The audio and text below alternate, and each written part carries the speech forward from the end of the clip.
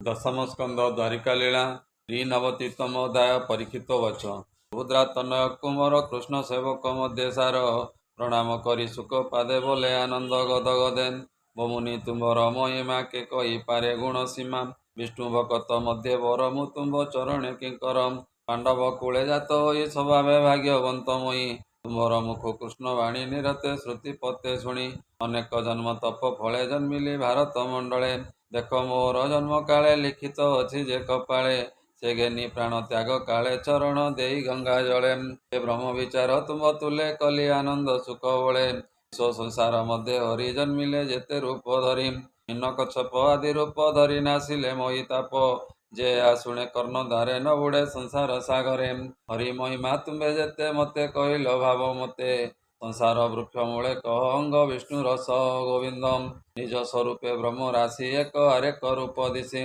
बसई सर्वजीव देह विषय मायार समूहे कर्म कर तेज बही कार्य कारण न लागई एणुता निज रूप भाव संसारे केह बा कहिब वेद वेदांत केवा जानी जे नुहे अणु परिमाणी नाभि कमलु ब्रह्मा जात से खोजी न पाइले अंतम तार निश्वासु वेद जन्मी त्रिगुण माया जले भ्रमी मते विष्णु को जानती मोर मने बड़ भ्रांति स्वभावे विष्णु निरंजन नुहे प्रकाश स्थूल शून्य एकथा कह मुनिवर निर्मल हेउ मो शरीर मते परीक्षित वाणी सुख कहती ता शुणी सुखवाचम हेतु पुण्यवंत नृपवर चंचल चित करी स्थिर जगत ईश्वर मुरारी संसार माया जोग करी बिहाऊ सूक्ष्म रूपे जीव स्थावर आदि देहि सर्व जीवर विषय गोचरे से अंतकरण भितरे आपे विहाण कला मन अहंकार बुद्धि चेतन कर्मर अर्थे मुनिगणे पूजिले आदि नारायणे कर्मरु वासना संभूत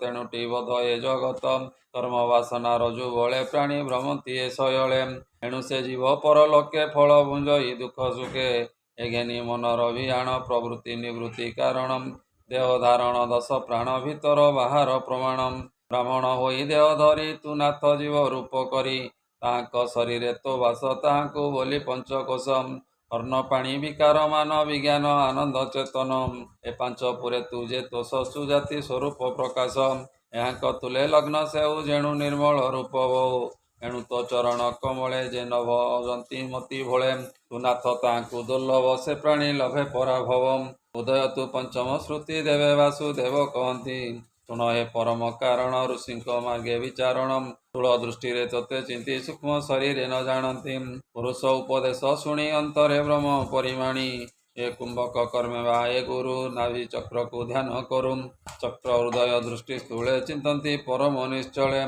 चक्र पवने सूक्ष्म रेणु नयन आच्छादयी तेणु ताहाकु अंध बोली जानी से जेते कही परिमाणी से नाभि चक्र ऊर्ध्व गते 10 अंगुली परिमिते सहस्र शाखा दिशे पंथी हेमंत देह अनुशांति शुणी बोलती भावज्ञानी संसारे सुपंडित प्राणी तो अनुमाने तोते जानी केमंत करी पाए प्राणी तो कथा मृत सागर शेष जन्म पापहर से कले मन बुड़ाइले न लागे तापत्रय बोले तो नाम महिमा हेमंत तो रूप के करिबंत जोगी बसी जोगासने तो हरि रूप ज्योति ध्याने अनेक मते सेवा करी काम उद्देश्य मने स्मरी गर्भादि जे नव किशोर तरुण वृद्ध देहांतर ए सप्तदश शुद्ध करी माया संसार जानती तरी विचारी एक दृढ़ स्तुति निर्मल निगमे बोलती भनाथ कंभु चक्र पाणी तोते न भजंती जे प्राणी शरीर बही ए शयले प्राण धरती सुख बले तांक जीवन कारण भनाथ शुण नारायणम कर्म कारक शेष कले द्वितीय खंजी थांती मेले छाड़िले नथाई पवन तेमत तांक जीवनम महत अहंकार मन गगन विकार नवम अनल जल संगे मोहित अनुग्रहे यत्न होई मन पवन आदि जेते आदि इंद्रिय समस्ते समर्पित पाद कमले तो माया निस्तारिले भले दिगपालंकु संगे घेनी यज्ञ की निस्तरिबे मुनि पाषाण घट काष्ठ तृण एणे जे चालंती चरण बालक दृष्टि दिशे भ्रांति जानिले भूमि रे थांती ए तृतीय अति वेदवाणी भावे बोलंती परिमाणी विविध गति तार नाम कहिबी शुण सतधाम माया त्रिगुणे जड़ी करी मृगीन चढ़ाऊ नर हरि त्रिविध गति तार नाम शुण कहिबु गुण धाम तोर जे मृग अन्वेषण ताहार अर्थटी भ्रमण से भ्रम अच्छी जार तही ए घेनी मृग से बोलाई ଶେଷ ଯୋନି ମଧ୍ୟ ଯାଇ ଯିବ ଭ୍ରମଇ ଦେହ ବହି। ଏଣୁ ଏ ଜୀବ ମୃଗୀ ନାମ ଏଣୁ ନିରତେ ତୋର ଭ୍ରମ। ତ୍ରିଗୁଣ ସତ୍ୱର ଯତମ ଏ ତିନି ବାଦ ଅନୁପମ। ନାନା ବିଷୟ ଅନୁମାନେ ଜୀବ ନାଚଇ ସାବଧାନେ। ଏହି ତ୍ରିବିଧ ଯେ ବୋଲାଇ ଯା ସୂତ୍ରେ ଜୀବନ ନାଚଇ। ରାଗ ଅଭ୍ୟାସୁ ସେ ଉତ୍ତରେ ନାନା ପ୍ରକାରେ ବୁଦ୍ଧି କରେ। ତୋ ମାୟା ନ ପାରନ୍ତି ତରି ନାନା ପ୍ରକାରେ ବୁଦ୍ଧି କରି। ଏଣୁ ଜୀବର ଘୋର ମାୟା କେ ଜାଣି ପାରେ ତାହା ନାଥ ଏହାମ୍। ନାହିଁ ଯେ ଆଦି ଅନ୍ତ ତୋର ଏ ଘେନି କେ କରୁ ଗୋଚର। ଦ୍ୱିତୀୟ ବହୁ ଧ୍ରୁବ ପଦ ଭାବେ ବୋଲନ୍ତି ତିନି ବେଦ। ତୁ ନାଥ ପରମ ଆନନ୍ଦ ସଂସାର ମୂଳ ଆଦି କନ୍ଦ। ତୁ ବୋଲୁ ବେଦ ଯେ ଅନାଦି ସର୍ବ ପାଳନ୍ତି ଏ ପ୍ରସିଦ୍ଧି। ବାସବ ଆଦି ଦେବଗଣ ଏ ଦେବ ଯଜ୍ଞରେ ବରଣ। କର୍ମ ଅକର୍ମ ଶୁଭା ଶୁଭ ତୋ ମାୟା ଜାଣନ୍ତି ଏ ସର୍ବ। କଇଁକି କହିଛି ତୋ ଆଗେ ପବନ ଯୋଗେ ଜଳ ବିମ୍ବେ। କରିବି ଯେତେ ଅନୁମାନ ଜଳୁ ଯେ ନୁହନ୍ତି ନା ଭିନ୍ନ।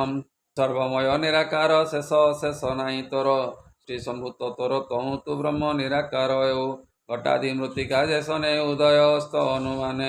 ବାସବ ଆଦି ଏ ଜଗତ ତୋ ତହୁଁ ହନ୍ତି ଆତଜାତ। ଘେନି ଋଷିଗଣ ମଧ୍ୟ ତହୁଁ ଜନ୍ମିଲେ ତିନି ବେଦେ। ଦୁର୍ଗମ ଅନ୍ଧକାର ଦେଖି ଡରେ ବୁଝିଲେ ବେନି ଆଖି। ବିଷ୍ଣୁର ତେଜ ସେ ବହନ୍ତି ବିଷ୍ଣୁ ଭେଟିଲେ ଜୀବ ଭ୍ରାନ୍ତି। ଏତେ ବିଚାର ମନେ ଘେନି ସ୍ତୁତି କରନ୍ତି ବେଦ ତିନି। ମାଗଧେ ରଜନୀ ରହନ୍ତେ ରାଜାଙ୍କୁ ଡାକନ୍ତି ଯେ ମତେ। ବଣନ୍ତି ଯଶ କର୍ମ ଗୁଣ ନିଗମେ ମହିମା ଜାଣିନ। ଭିନ୍ନ ମହିମା କର୍ମ ପାଇଁ ସ୍ତୁତି କରନ୍ତି କୃଷ୍ଣ ଚାହିଁ। ପ୍ରଥମେ ଜୟ ଜୟ ସ୍ତୁତି ନିର୍ଗୁଣେ ନିଗମେ ବୋଲନ୍ତି। ଜୟ ଅଜିତ ଆଦି କନ୍ଦ ନିର୍ଲେପ ପରମ ଆନନ୍ଦ। ଉପାଧି ଭେଦେ ନହୁ ସଙ୍ଗ ସଲିଳେ ଯେସନେ ତରଙ୍ଗ। ଏ ଜୟ ଜୟ ଜଗନ୍ନାଥ ଏ ଜୀବ ତୋ ତହୁଁ ଜାତ। ସ୍ଥାବର ଆଦି ଚାରି ମୂଳେ ବିଷୟ ବାସନାର ଫଳେ। ତୋର ମାୟାରେ ଭ୍ରମ ପାଇ ନାନା ଯୋନିରେ ଦେହ ବହି। ଭ୍ରମନ୍ତି ତୋ ମାୟା ନ ପାଇ ତାହାଙ୍କୁ ମାୟା ଛାଡ଼ୁ ତୁଇ। ମାୟା ପ୍ରକାଶିବୁ ଯେତେ ଗୁଣକୁ ଭଜେ ଦୋଷ ଅର୍ଥେ। ତୋ ମାୟା ଲାଗୁ ନରହରି ଅଷ୍ଟମ ଯୋଗ ନିଧି ଧରି। ପରମ ଆତ୍ମା ରୂପେ ବସୁ ଜୀବର ଶକ୍ତି ତୁ ପ୍ରକାଶୁ।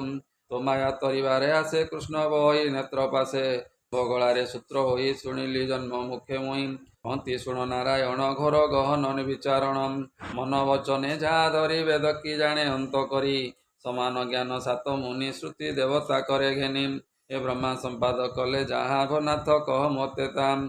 କହନ୍ତି ପ୍ରଭୁ ନାରାୟଣ ନାରଦ ସାବଧାନେ ଶୁଣ। ବ୍ରହ୍ମାର ଶପଥ କୁମର ମହାମହିମା ତାହାଙ୍କର। ଅନନ୍ତ ମୁନି ମୁଖ ଚାହିଁ ବ୍ରହ୍ମା ପୁଛିଲେ ଷଡ଼ଭାଇ। ମୁନି ଏ ବାଲ ଖିଲ୍ୟ ଆଦି ଅନେକ ଥିଲେ ବ୍ରହ୍ମବାଦୀ।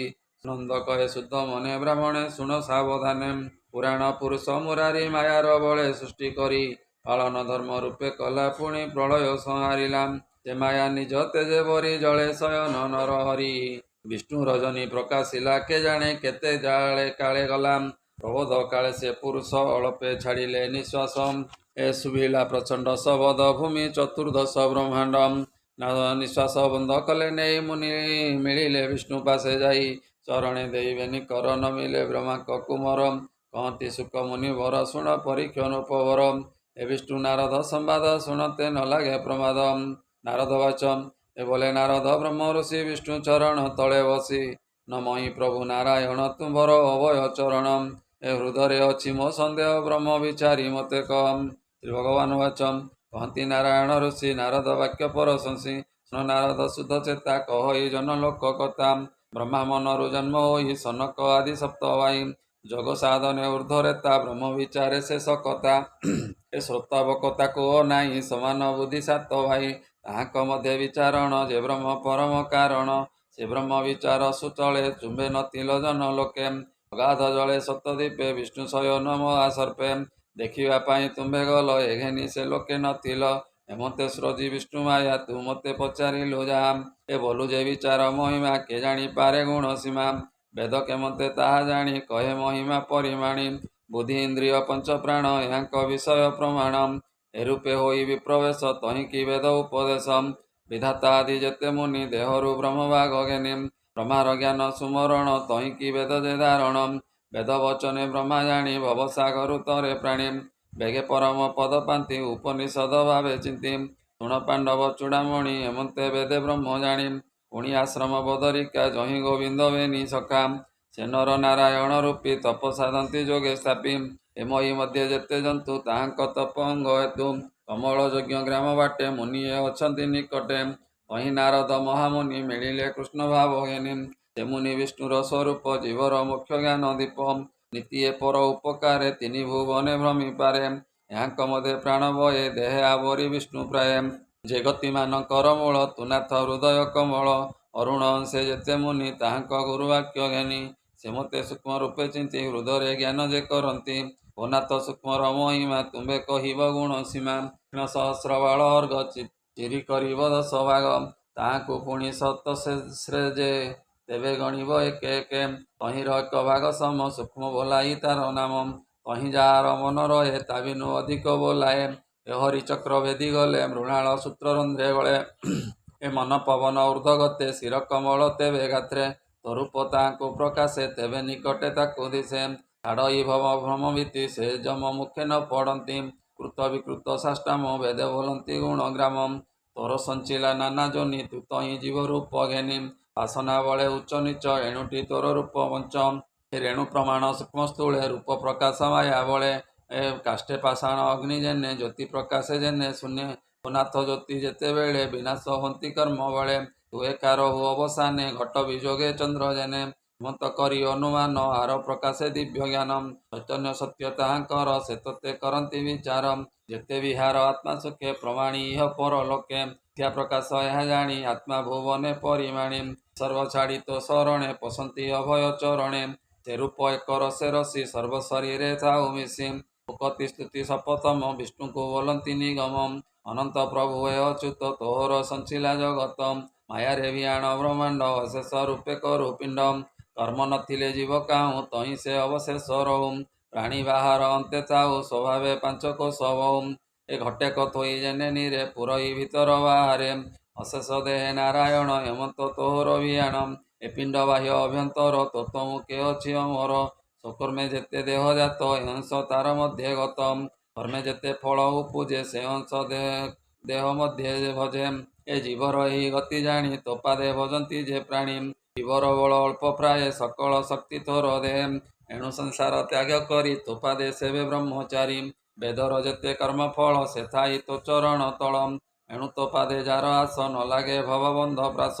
ଦେବାଦି ସ୍ତୁତି ଯେ ଅଷ୍ଟମ ବୋଲନ୍ତି ହେ ଗମ୍ୟାଧି ଗମ୍ୟ। ବ୍ରହ୍ମ ପ୍ରକାଶ ଯେ ଜାଣଇ ତୋ ରୂପ ତା ଜାଣିବା ପାଇଁ। ନାନା ଯୋନିରେ ତୋର ରୂପ ବାହାର ଭିତରେ ସ୍ୱରୂପ। ଅମୃତ ସିନ୍ଧୁ ତୋର ନାମ ଅବଗାହିଲେ ଲାଗେ ଶ୍ରମ। ପରମ ଜ୍ଞାନୀ ଏହା ଜାଣି ତୋ ନାମ ସଞ୍ଚେ ପରିମାଣୀ। ଏ ନିରତେ ଅବଗାହ କରି ଶ୍ରମ ଛାଡ଼ିଲା ନାମ ଧରି। ସଂସାର ଚକ୍ର ବେଦ ଧର୍ମ ପ୍ରାଣୀ ସାଧିଲେ ଭକ୍ତି କର୍ମ। ତୋ ନାମ ସୁଧା ଜଳେ ବୁଡ଼ି ଜ୍ଞାନୀ ସେ କର୍ମେ ଗଲେ ଛାଡ଼ି। ମୋହକୁ ନ କରନ୍ତି ଇଚ୍ଛା ତୋ ନାମ ଯତ୍ନେ କରେ ଦୀକ୍ଷା। ତୋ ନାମ ନାଶେ ଅପବର୍ଗ ଏଣୁ ଛାଡ଼ିଲେ ଜ୍ଞାନୀ ସର୍ବ। ଭକତ ଘେନି ତୋ ଆବରି ବେଗେ ତରନ୍ତି ଭବ ଭାରି। ତୋ ନାମ ସୁଧା ସିନ୍ଧୁ ଜଳେ ହଂସର ପ୍ରାୟ ଘେନି ବଳେ। ଉଠନ୍ତି ଭ୍ରମି ବୁଢ଼ୀ ପ୍ରାଣୀ ତୋହର ନାମ ଉଚ୍ଚ ବଣି। ପ୍ରିୟ ଶରଣ ତୋ ଚରଣ ତାହାଙ୍କୁ ନ ଲାଗେ ମରଣ।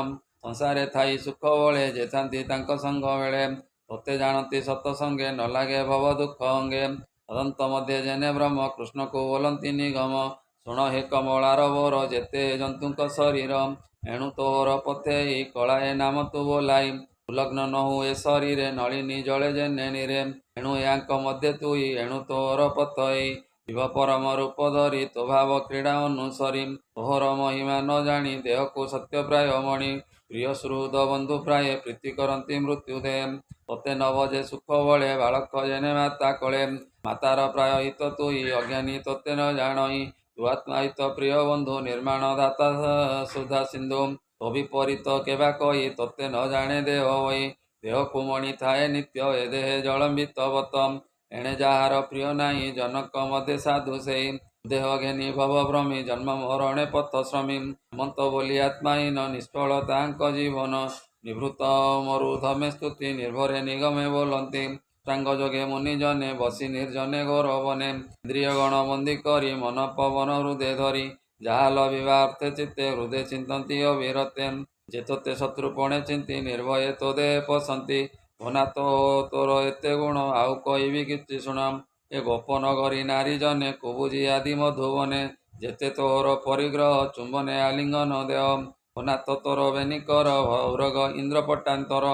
ସେ ବୁଝେ ଆଲିଙ୍ଗନ ପାଇ ମନ ବଚନ ତୋତେ ଦେଇ। କାମିନୀ ରୂପେ ଭାବ ବଳେ ସେ ତୋତେ ଲଭିଲେ ନିଶ୍ଚଳେ। ଆମ୍ଭେ ସକଳ ଦେବବୃନ୍ଦେ ଭାବେ ସେ ବିଭୁ ସେହି ପାଦେ। ଯେଣୁ ତୋ ମିତ୍ର ହରି ନାହିଁ ଏ ଘେନି ସମଦୃଶ୍ୟ କାହିଁ।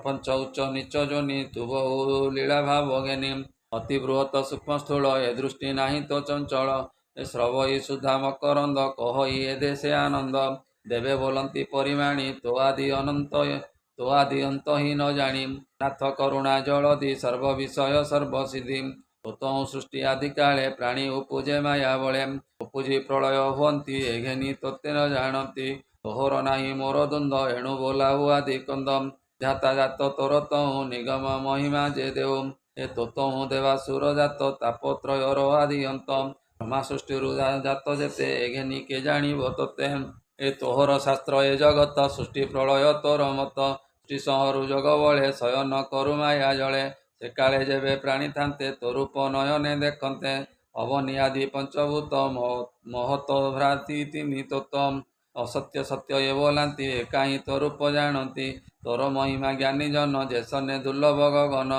ବ୍ରହ୍ମ ଆଚରି ଶାସ୍ତ୍ର ଲୋଭେ ବେଦ ବିଚାର ତୋର ଲାଭେ ସକଳ ଜାନ୍ତି ଉପହାସେ ଭକତ ରହେ ଅବଶେଷେ ସେ ଦିବ୍ୟ ଜ୍ଞାନ ଏକାଦଶ ନିଗମ ବୋଲେ ଋଷିକେଶ ପ୍ରପଞ୍ଚ ତ୍ରିଗୁଣ ଜଗତ ଜାଣିଲେ ନିଶ୍ଚେ ନୁହେଁ ସତ ତୁ ଏତେ ଅଧିଷ୍ଠିତ ତେଣୁ ଅଭ୍ୟାସୁ ସତ୍ୟ ପ୍ରାୟ ତେଣୁ ତୋତେ ସତ୍ୟ ପ୍ରାୟ ଦିଶେ ଛାଇ ତର୍ପଣେ ଯେନେ ଦିଶେ ଜୀବର ଜନ୍ମ ତୋର ତହିଁ ବ୍ୟାପୁଛି ଜଗତକୁ ମହି ଏ ଯେ କାଳ ବ୍ରହ୍ମଇ ଜଗତେ ସେ ତୋତେ ଜାଣିବେ କେମନ୍ତେ ଦେହର ଜୀବଟିଏ ମାୟା ତ୍ରିଗୁଣ ଦେହ ବୋଲି ଯା ମନର ସଙ୍ଗେତା ବିଶ୍ୱାସ ଯହୁଁ ଶୟଳେ ରସ ରସ ତହୁଁ ଆତ୍ମା ଭିନ୍ନ ନୁହେଁ ପ୍ରାଣୀ କି ଦିଶେ ସତ୍ୟ ପ୍ରାୟ ମାୟା ଶୟଳ କାରଣ ଏଣୁଟିଏ ସତ୍ୟ ପ୍ରମାଣ ମିଶ ଆଦି ବେଦବନ୍ତ ଯେ କାଳ ସୃଷ୍ଟି ଆଦି ଅନ୍ତ ସାର ଯାର ଅନ୍ତରାଳ ସେ ତୋତେ ନ ଜାଣେ ଗୋପାଳ ଆତ୍ମାର ରହେ ଷଡ଼ଗୁଣ ଏଣୁ ଏ ଜଗତ କାରଣ ଜନମ ସତ ତ୍ରୟୋଦଶ ଦେବେ ବୋଲନ୍ତି ହରି ଦଶ ପଇସେ କିସ ଶାସ୍ତ୍ର ପତେ ତୋତେ ବିଚାରି ନାନା ମତେ ସତ ଅସତ ମାର୍ଗେ ଚିନ୍ତି ଜଗତ ମିଥ୍ୟା ସେ ବୋଲନ୍ତି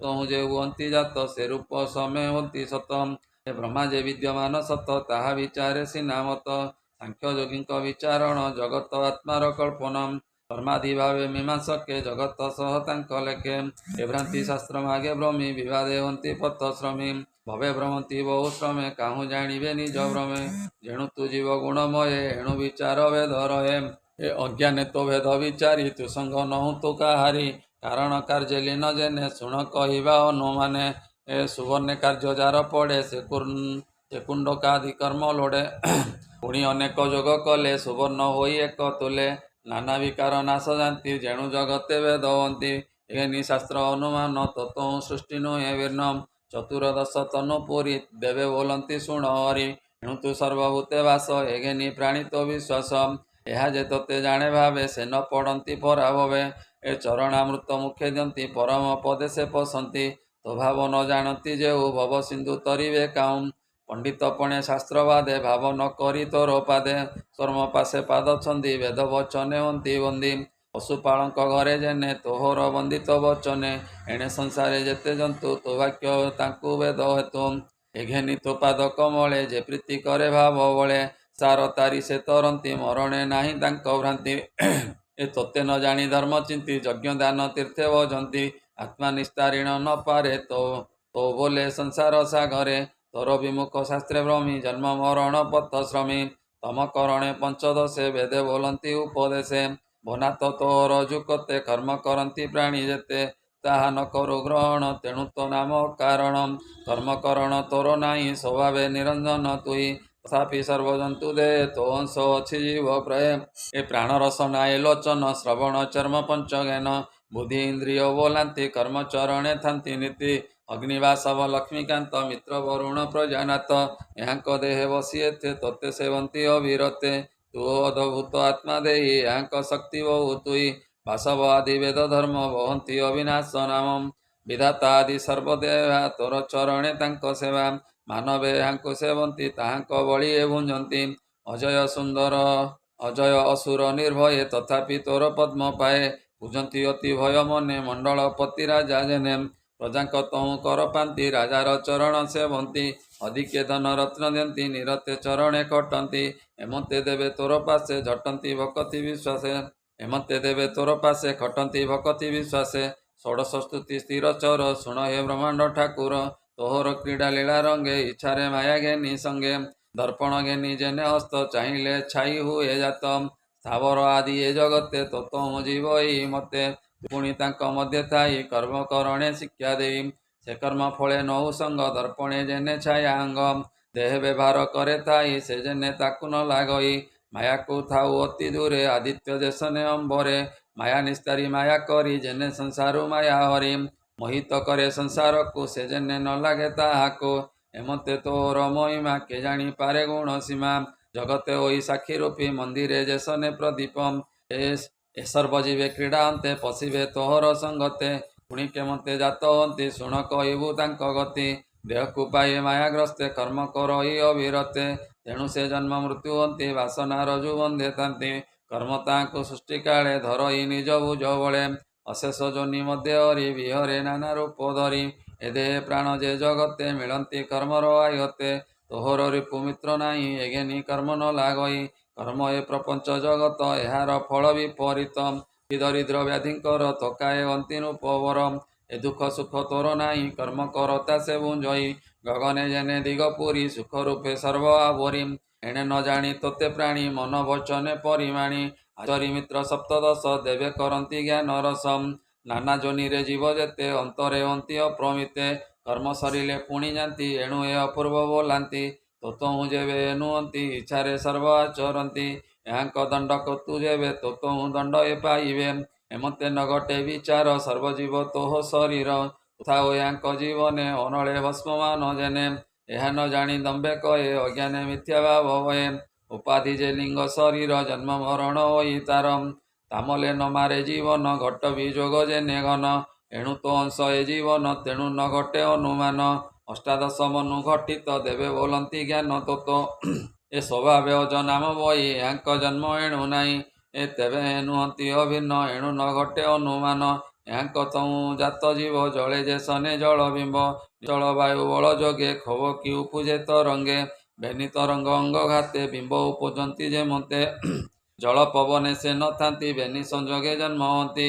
ବିବିଧ ନାମ ଗୁଣ ବହି କ୍ରୀଡ଼ନ୍ତି ଜଳ ମଧ୍ୟରେ ଥାଇ ଏ ସକଳ ନଦୀ ଜଳ ବେଗେ ଯେମତେ ପଶନ୍ତି ସଂଲଗ୍ନେ ମଧୁକରଙ୍କ ଗୃହ ପାଶେ ଯେନେ ପଶନ୍ତି ପୁଷ୍ପରସେ ଊନବିଂଶକେ ନୃପଦେବ ଦେବେ କହନ୍ତି କୃଷ୍ଣ ଭାବ ତୋ ମାୟା ବ୍ରହ୍ମ ଜୀବ ଦେ ଏଣୁ ଏ ଥାଇ ଜ୍ଞାନମୟ ଏଣୁ ପଣ୍ଡିତ ଏହା ଜାଣି ତୋ ଭାବ ମନେ ପରିମାଣି ତୋ ପାଦ ପଦ୍ମର ସୋଲଭେ ପିଇଲେ ଅନୁଭବୀ ଭାବେ ତେଣୁ ସମ୍ଭବ ନାହିଁ ତୋର ଅଭାବେ ବୋଲେ ବେଦବର ତୋ ପାଦେ ଶରଣ ଯେ ପ୍ରାଣୀ ତରନ୍ତି ଭବ ତରଙ୍ଗିଣୀ ତାହାକୁ ନାହିଁ କାଳ ଡର ସେ ପଦ୍ମ ପାଦେ ଆଶା ତାର ତେଣୁ ଅଜ୍ଞାନ ତାର ଭଙ୍ଗ ରୂପ ରୂପ ଯାର ସଙ୍ଗ ଏ ହିମ ଚିତଳ ତାର ଦୃଷ୍ଟି ଏ ଆଦି ଯେତେ ନାନାରିଷ୍ଟି ତାହାକୁ ନ ଲାଗଇ କେହି ତୋ ନାମ ହୃଦେ ଯାର ଥାଇ ଏ ନିର୍ଜିତ ରୂପୀଙ୍କୁ ବିଶ୍ରୁତି ବେଦେ ବୋଲନ୍ତି ଦିବ୍ୟ ସ୍ତୁତି ମୁନି ଏ ଯୋଗ ବ୍ୟାସ ସାଧି ମନ ପବନ ହୃଦେ ରୁନ୍ଦି ଯେତେ କରନ୍ତି ସେ ଉପାୟ ମନ ତରଙ୍ଗ ସ୍ଥିର ନୁହେଁ ସ୍ୱଭାବେ ଅସିଦ୍ଧିତ ଯେଣୁ ରୁନ୍ଦି ନ ପାରେ ପ୍ରାଣୀ ତେଣୁ ନାନା ପ୍ରକାରେ ଖେଦ ପାଇ ମନ ନ ପାରନ୍ତି ରୁଆଇ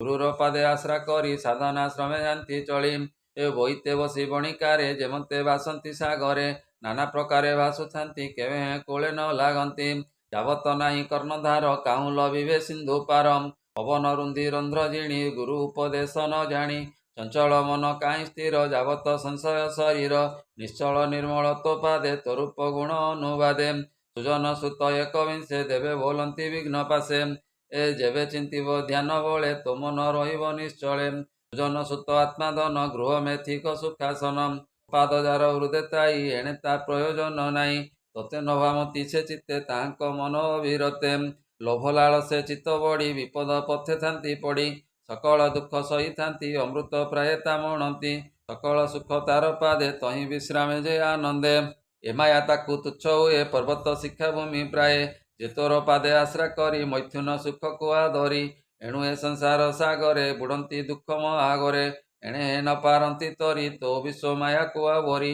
କ୍ଷୟ ସଂସାର ପ୍ରତ୍ୟକ୍ଷେ ରସ ଯେ ସନେ ରମ୍ଭା ବୃକ୍ଷେ ତୋ ନାମ ସଂସାରରେ ସାର ନ ଭଜି କେ ହୋଇବ ପାର ଏ ଭୂମି ଗୁରୁ ବେନି ବିଷେ ବେଦେ କହନ୍ତି ମହାତୋଷେମ୍ ଏ ଭୂମିରେ ଯେତେ ତୀର୍ଥଛନ୍ତି ମୁନି ଏ ତହିଁ ବିଶ୍ରାମନ୍ତି ମଦମଶ୍ଚର ଅହଙ୍କାର ହୃଦୟରେ ନାହିଁ ତାଙ୍କର ତୋ ପାଦ ହୃଦୟ ବହନ୍ତି ସଂସାରେ ନାହିଁ ତାଙ୍କ ଭୀତି ତାଙ୍କ ଚରଣେ ନିର ସଙ୍ଗେ ପାପ ନ ରହେ ପ୍ରାଣୀ ଅଙ୍ଗେ ପୁଣ୍ୟତୀର୍ଥ ସାଧୁ ସଙ୍ଗେ ନୀତି ଭ୍ରମନ୍ତି ଅନୁରାଗେ ଏଣୁ ତୋ ପାଦେ ଏକବାରେ ଯେ ପ୍ରାଣୀ ଚିତ୍ତ ସ୍ଥିର କରେ ତାର ଆଶା ଦୁଃଖ ସୀମା କହିବୁ ତୋହର ମହିମା ବିବେକୀ ଶାନ୍ତ କ୍ଷମା ଧୀର ଏ ଚାରି ଗୁରୁ ସଙ୍ଗ ସାର ଏହା ହରଇ ଗୃହ ଦ୍ୱନ୍ଦ ଅଜ୍ଞାନୀ ଜନକ ଆନନ୍ଦ ତୋତେ ଯେ ଚିନ୍ତେ ଅବିରତେ ମାୟା ନ ଲାଗେ ତାର ଚିତେ ତାଙ୍କ ମହିମା ବ୍ରହ୍ମାଣ୍ଡେ କେ କହିପାରୁ ଏକ ତୁଣ୍ଡେ ତ୍ରୟୋବିଂଶତି ଶତାନନ୍ଦ ଯାହା କହିଲେ ତିନି ବେଦ ଅନାଥ ପରମ ପୁରୁଷ ସଂସାର ତୋ ପ୍ରକାଶ ସତ୍ୟ ନୁହେଁ ସତ୍ୟବାଦେ କାହୁଁ ତରିବୁ ସେ ସମ୍ପଦେ କାର୍ଯ୍ୟ କାରଣ ଭାବ ଜ୍ଞାନୀ ଶୁଣ କହିବୁ ଅନୁମାନି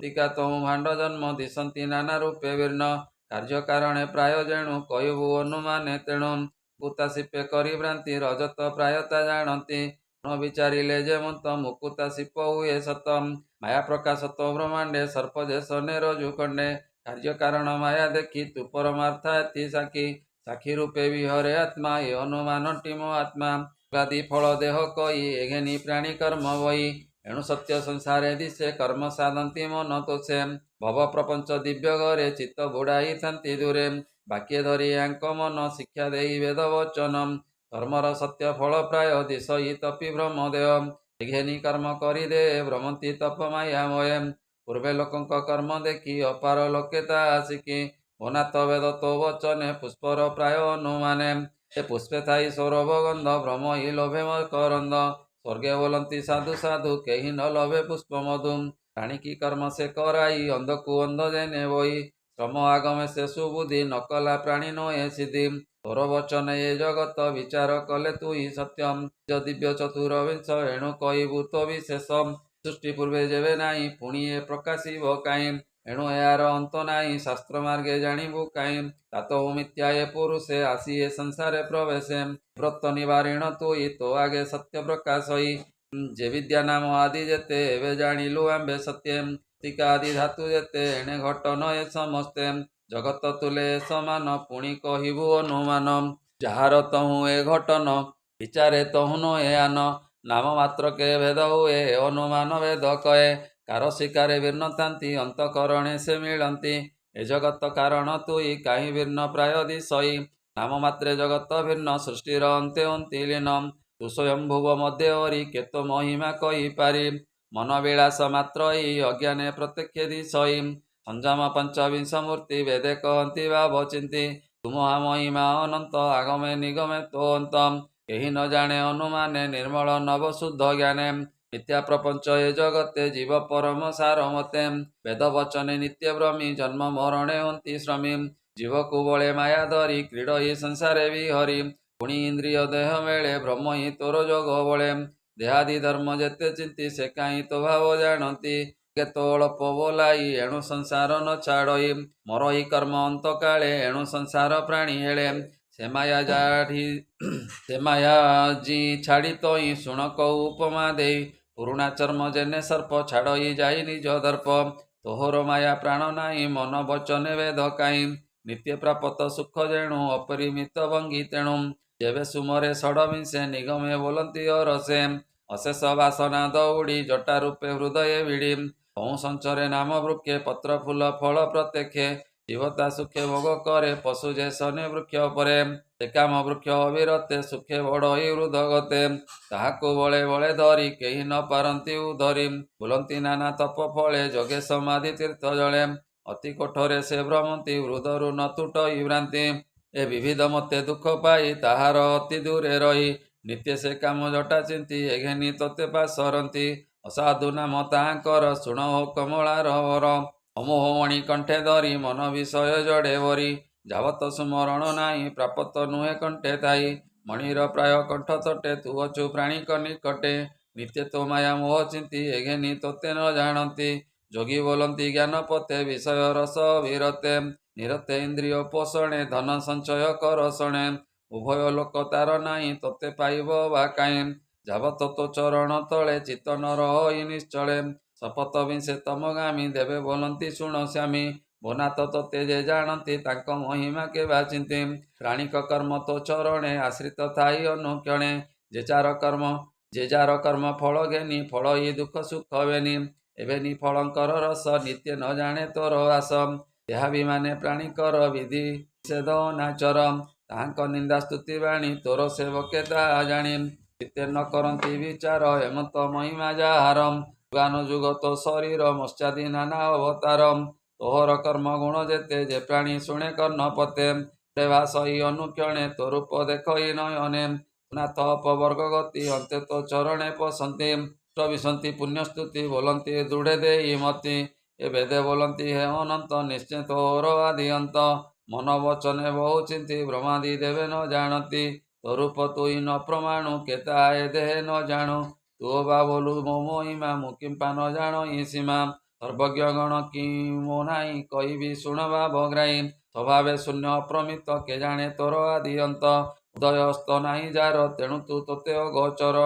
ଏଣୁ ଆମ୍ଭର ଅନୁମତେ ସର୍ବଜ୍ଞ ବୋଲିବୁ କେମତେ ସାର ମୁଣ୍ଡେ ଶୃଙ୍ଗ ଜାତ ବନ୍ଧ୍ୟା କି ପ୍ରସବିବ ସୁତ ଏ ଦୁଇ ନ ଜାଣିବ ଯେଉ ସର୍ବଜ୍ଞ ବୋଲାଇବ କାଉଁ ଏ ଆଦି ଅନ୍ତ ମଧ୍ୟ ତୁଇ କହିବୁ ଶୁଣ ମନ ଦେଇ କହୁଁ ଉତ୍ତର ଦ୍ୱିଗୁଣ ବ୍ରହ୍ମାଣ୍ଡ ସପ୍ତ ଆବରଣ ମନ୍ତ ଶେଷ ବ୍ରହ୍ମାଣ୍ଡେ ଆଶ୍ରେ କରନ୍ତି ତୋର ପିଣ୍ଡେ ଭ୍ରମନ୍ତି କାଳ ଚକ୍ର ବଳେ ଦୋଳି ଯେ ସନେ ଅନ୍ତରାଳେ ତାହାର ରେଣୁ ସାଂଖ୍ୟ ଥାଇ ତୋ ରୂପ ପ୍ରକାଶିବ କାହିଁ ବେଦେ ବୋଲନ୍ତି ବିଶ୍ୱ ମଧ୍ୟରେ ଆମ୍ଭେ ବ୍ରହ୍ମ ମାୟା ବନ୍ଦେ ତୋର ମହିମା ଅଛି ଯେତେ ଆମ୍ଭେ ବା ଜାଣିବୁ କେମନ୍ତେ ଗୁଣ ନିର୍ଗୁଣର ସୀମା ବନାତ ପରମ ମହିମା ବିଧି ନିଷେଧ ବାଦେ କରି ତୋର ମହିମା କେ ବିଚାରି ଭୂମି ଗଗନ ଆଦିଟାରୁ ଏଭାବେ ଅନୁମାନ କରୁ ବିଧି ନିଷେଧ ହିଁ ନ ଜାଣେ ଯେ ପ୍ରାଣୀ ତୋହର ଚରଣେ ଏ ବେଦେ ବୋଲନ୍ତି ଆମ୍ଭ ଚିତ୍ତେ ତୋର ମହିମା ଅନୁମତେ ତ୍ରିସଂହାରେ ତୋ ଚରଣେ ପଶିବୁ ଅଭୟ ଚରଣେ ନିର୍ଭୟ ତୋର ପଦ୍ମପାଦେ ଥିବୁ ସର୍ବଦା ସୁଖ ସାଧେ ଏମତେ ଦେବଙ୍କ ବଚନ କହିଲୁ ପ୍ରଭୁ ଭଗବାନ ସାନନ୍ଦ ରୂପେ ହୋଇ ଜନ୍ମ ବିଶେଷ ବ୍ରହ୍ମାଙ୍କ ନନ୍ଦନ ଶୁଣି ସାନନ୍ଦ ଷଡ଼ଭାଇ ଚରଣ ଯୁଗେ କର ଦେଇ ସାନନ୍ଦେ ପୂଜିଲେ ଚରଣ କହନ୍ତି ପ୍ରଭୁ ନାରାୟଣ ଶୁଣ ନାରଦ ମୁନିବର ଶପଥ ବ୍ରହ୍ମାଙ୍କ କୁମର ଏ ବ୍ରହ୍ମ ସମ୍ବାଦ ସଙ୍ଗ ନାହିଁ ନିରତେ ଆତ୍ମାନନ୍ଦେ ଯାଇ ଆଚରି ପୂର୍ଣ୍ଣତା ବଖାଣି ଉପନିଷଦେ ବ୍ରହ୍ମ ଜାଣି ତୁ ବିପ୍ରବର ଜ୍ଞାନ ବଳେ ବ୍ରହ୍ମ ଯେ ଅବନି ମଣ୍ଡଳେ ନିର୍ମଳ ବ୍ରହ୍ମ ତତ୍ତ୍ୱ ଜାଣୁ ଜୀବର ମୁଖତ ପ୍ରମାଣୁ ଏ ତତ୍ତ୍ୱ ଧ୍ୟାନେ ଯାର ଚିତ ଆନନ୍ଦ ମନେ ଅପ୍ରମିତ ସଂସାର ବାସନାରୁ ତରେ ନ ପଡ଼େ ସଂସାର ସାଗରେ କହିଲେ ନର ନାରାୟଣ ପ୍ରସ୍ତାବେ ବ୍ରହ୍ମାର କାରଣ ଏ ଦୁଇ ଜଣକ ସମ୍ବାଦ ଯେବେ ଯେତେ କହିଲେ ତିନି ବେଦ କହନ୍ତି ଅନୁରାଗେ ବେଦ ଉପନିଷଦ ଭାଗେ ଶୁଣି ସାନନ୍ଦ ମୁନିବର ନମିଲେ ବିଷ୍ଣୁର ପୟର ଗୋବିନ୍ଦ ଦଶ ଗାଇ ତୁଣ୍ଡେ ଆନନ୍ଦେ ଗଲେ ସେ ବ୍ରହ୍ମାଣ୍ଡେ ଯଜ୍ଞର ଅର୍ଥେ ପରାଶର ଅଗ୍ନିମନ୍ଥନେ ତତ୍ପର ମନ୍ତ୍ର ଉଚ୍ଚାରନ୍ତେ ଆନନ୍ଦେ ହେମନ୍ତେ ଅଗ୍ନିକୁଣ୍ଡ ମଧ୍ୟେ ଅରଣୀ ଯଗେ କମଚିତ ପଡ଼ିଲା ବ୍ୟାସଙ୍କର ରେତ ଏ କେମତେ ଈଶ୍ୱରର ଇଚ୍ଛା କର୍ମର ବଳେ ଲଭେ ଶିକ୍ଷା ସେ ବୀର୍ଯ୍ୟ ଅଙ୍କୁରେ ମୋ ଜାତ ଏଣୁ ମୁଁ ଅଜୁନି ସମ୍ଭୂତ ଏଘନି ବ୍ୟାସ ମୋର ତାତ ଏଣୁ ଏ ଅଭିମନ୍ୟୁ ସୁତ ହେମନ୍ତ ନାରଦ ଆଗମ ଦେଖି ପରାଶର ନନ୍ଦନ ଆସନ ଉଠି କିଛି ଦୂରେ ଅଭିଗମନ ତତ୍ପରେ ଆଣି ନିଜ ସ୍ଥାନେ ବସାଇ ପାଦ ପୂଜିଲେ ଅର୍ଘ୍ୟ ଦେଇ ବ୍ୟାସଙ୍କୁ କହିଲେ ନାରଦ ନର ନାରାୟଣ ସମ୍ବାଦ ଯାହା ପଚାରିଲୁ ମତେ ବ୍ରହ୍ମ ସମ୍ବାଦ ଭାବେ ଚିତେ ବୋଲୁ ଯେ ନିର୍ବିକାର ବ୍ରହ୍ମ ତହିଁ କେମନ୍ତେ ଗମେ ମନ ତାହା ମୁଁ କହିଲି ଯେ ତୋତେ ଏବେ ତୁ ଶୁଣ ଏକ ଚିତେ ଜଗତ ଈଶ୍ୱର ବିହାଇ ଆଦ୍ୟନ୍ତେ ଶିକ୍ଷା ରୂପ ହୋଇ ପ୍ରକୃତି ପୁରୁଷର ପର ବ୍ରହ୍ମାଣ୍ଡ ଯାର କେଳଗର ବ୍ରହ୍ମାଣ୍ଡେ ପଡ଼ି ଆତ୍ମା ସେ ଜୀବକୁ ପାଇଣ ଆଶ୍ୱାସେ ନିଜ ସେବକେ ମୋକ୍ଷ ଦେଇ ନିତ୍ୟ ଭକତ ଭାବେ ତାଇ ତୋ ରୂପ ଜୀବରେ ଅଲେଖି ମାୟା ଛାଡ଼ଇ ତା ଲକ୍ଷୀ ଏ ତୁ ବା ବୋଲିବୁ ଏ ଜଗତେ ଜୀବନ ମୁକ୍ତି ଛନ୍ତି ଯେତେ ଶରୀର ମନ୍ଦ ତାକୁ ଦେଖି ମାୟା କେମନ୍ତେ ତା ଉପେକ୍ଷୀ ଶୁଣ କୃଷ୍ଣର ଯାକୁ ଦୟା ଧାରଣେ ନ ଲାଗଇ ମାୟା ଆତ୍ମଜ୍ଞାନ ନିତ୍ୟ ବଡ଼ଇ ଦେହାଦି ଧର୍ମ ସେ ଛାଡ଼ଇ ଯେସନେ ନିଦ୍ରା ଗତେ ପ୍ରାଣୀ ଦେହାଦି ଧର୍ମ ସେ ନ ଜାଣି ଆତ୍ମା ଜଗତ ଧ୍ୟାନ ପାଇ ଦେହାଦି ଧର୍ମ ନ ଲାଗଇ ସମସ୍ତ ପ୍ରାଣୀ ଦୁଷ୍ଟ ତାଙ୍କୁ କେହି ନ ଦେଖନ୍ତି ତାହାଙ୍କୁ ଏହରି ନିରଞ୍ଜନ ଦେହ ମାୟା ଭଣ୍ଡାର ମାୟା ମୋହ କୈବଲ୍ୟ ସାକ୍ଷୀ ରୂପ ଗୁଣ ଅଭୟ ତାହାର ଚରଣ ନିରତେ କରନ୍ତି ସ୍ମରଣ ନାହିଁ ତାହାଙ୍କର ମରଣ ଯାରୂପ ନିରନ୍ତରେ ଲୋଡ଼ି ମନ ବଚନ ହିଁ ବାହୁଡ଼ି ଅଧିକ କି କହିବି ମୁଇଁ ପରୀକ୍ଷ ଭାଗ୍ୟବନ୍ତ ତୁଇ ବୋଲଇ ଦାସ ଜଗନ୍ନାଥ ବେଦ ସମ୍ବାଦ ଭାଗବତ ଶ୍ରୀମଦ ଭାଗବତେ ମହାପୁରାଣେ ପରମହଂସ୍ୟାଂ ସହିତା 82 ଦଶମ ସ୍କନ୍ଧେ श्रुति गीता वर्णने नाम 90तमोऽध्यायः बोल आनंदे कवार हरि हरि बोल।